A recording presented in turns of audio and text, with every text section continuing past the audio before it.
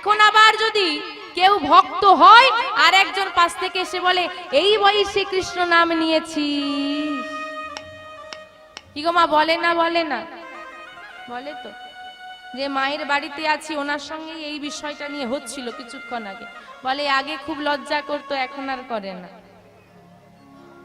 হরি বল হরি বল, নিজে ভালো কাজ করে না, আবার কেউ করলে তাকে করতেও দেয় না। এই একমাত্র কলিযুগে সম্ভব যে আমি করছি। ও মা, ভগবান তো জগৎগুরু, তাই তো? জগৎগুরু তো, তার গুরুদেবের কি দরকার? যিনি জগতের সবার গুরু, তার গুরুদেবের কোনো দরকার আছে? নেই। তথাপিও তিনি গুরুচরণ আশ্রয় করেছে। ঈশ্বরপুরী গোস্বামীর কাছে অনেক ভুল ধারণা আছে যে হিন্দুদের ননভেজ খাবার খাওয়া উচিত না, এটা ভুল ধারণা। যদি হিন্দু ধর্মগ্রন্থ পড়েন, এটা আছে মনুস্মৃতিতে অধ্যায় নম্বর 5 অনুচ্ছেদ 30, ঈশ্বর প্রাণী বানিয়েছেন, তাদেরকে কেউ খাবে আর কাউকে খাবে অন্যরা। যদি তুমি খাওয়ার জন্য সৃষ্টি করা প্রাণী খাও তাহলে কোনো পাপ হবে না। মনুস্মৃতিতে আছে অধ্যায় 5 অনুচ্ছেদ 31 যে ঈশ্বর কিছু প্রাণীকে সৃষ্টি করেছেন উৎসর্গের জন্য, সেই ধরনের প্রাণীকে হত্যা করো, কোনো পাপ হবে না। মনুস্মৃতিতে আছে অধ্যায় নম্বর 5 অনুচ্ছেদ 40 যে উৎসর্গের জন্য প্রাণী হত্যা কোনো পাপ নয়।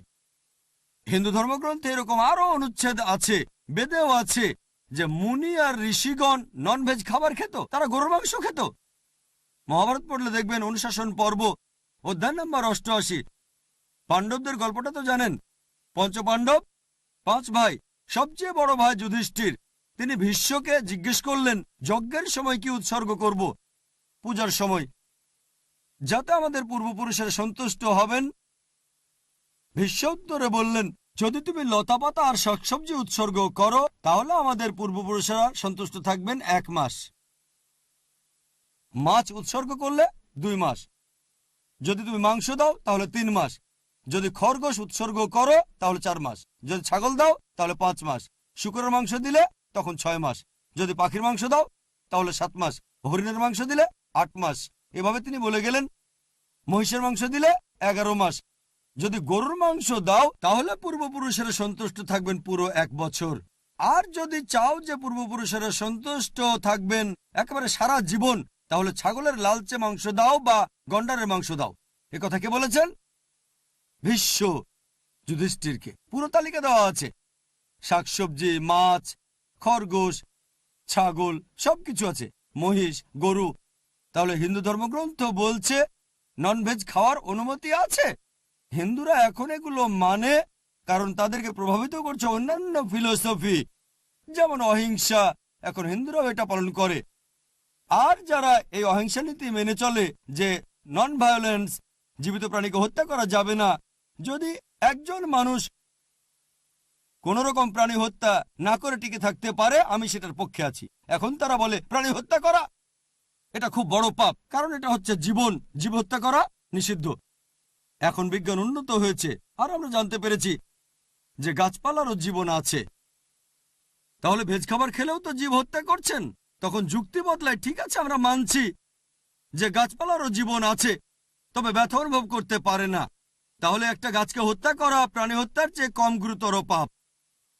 আচ্ছা, তর্কের খাতিরে মানলাম, কিন্তু এখন বিজ্ঞান বলছে আমরা মানুষরা যে শব্দ শুনতে পাই তার কম্পনাঙ্ক 20 সাইকেল পার সেকেন্ড থেকে 20,000 সাইকেল পার সেকেন্ড, এর নিচে বা উপরে হলে আমরা শুনতে পাই না। বর্তমানের বিজ্ঞান বলে যে গাছপালা কান্নাকাটিও করে, কিন্তু সেটা মানুষ শুনতে পায় না। আমেরিকার এক কৃষক একটা যন্ত্র বানিয়েছেন যেটা দিয়ে গাছের কান্না মানুষ শুনতে পাবে আর জানতে পারবে কখন গাছের পানি লাগবে। তখন হয়তো বলবেন আচ্ছা ঠিক আছে, মানলাম যে গাছপালা যন্ত্রণা অনুভব করতে পারে, তবে এদের 2 বা 3টা ইন্দ্রিয় কম আছে, তাই গাছপালা হত্যা করা কম গুরুতর পাপ পশু পাখি হত্যার চেয়ে তাদের ইন্দ্রিয় 5টা। আচ্ছা, তর্কের খাতিরে এটাও মানলাম যে গাছপালা 2টো ইন্দ্রিয় কম থাকে পশু পাখির চেয়ে। আপনাদের একটা প্রশ্ন করি, যে ধরেন আপনার ভাই, আল্লাহ না করুন, ধরেন সে জন্মালো বোবা আর কালা হয়ে, আর বড় হওয়ার পরে তাকে কেউ মেরে ফেললো, তখন কি জজের কাছে গিয়ে বলবেন মাই লর্ড এই খুনিকে কম শাস্তি দেন কারণ আমার ভাই ছিল বোবা আর কালা? এভাবে বলবেন? আপনি জজকে বলবেন তাকে বড় শাস্তি দেন, আমার ভাই ছিল মাসুম, সে শুনতো না, বলতে পারতো না। তাই ইসলাম ধর্মে এমন না যে দুটো ইন্দ্রিয় কম বা দুটো বেশি। আল্লাহ পবিত্র কোরআনে বলেছেন সূরা বাকারা অধ্যায় 2 আয়াত 168, তোমরা বৈধ আর পবিত্র খাদ্যবস্তু থেকে আহার করো, যেটা ভালো পবিত্র সেটা খেতে পারেন। আর এছাড়াও যদি অমুসলিমরা তারা ননভেজ খাবার খেতে না চায়, আমার কোনো সমস্যা নেই, আপত্তিও নেই। শুধুমাত্র যখন বলছেন এটা পাপ, মানবতার বিরুদ্ধে, তখন আমি উত্তর দিচ্ছি। এমনিতে অমুসলিমরা ভেজ খাবার খেলে সেটা আমার জন্য ভালো। যদি সব অমুসলিম ননভেজ খাওয়া শুরু করে দেয় তাহলে গরু ছাগলের মাংসের দাম বেড়ে যাবে। তাই ব্যক্তিগতভাবে আমার আপত্তি নেই।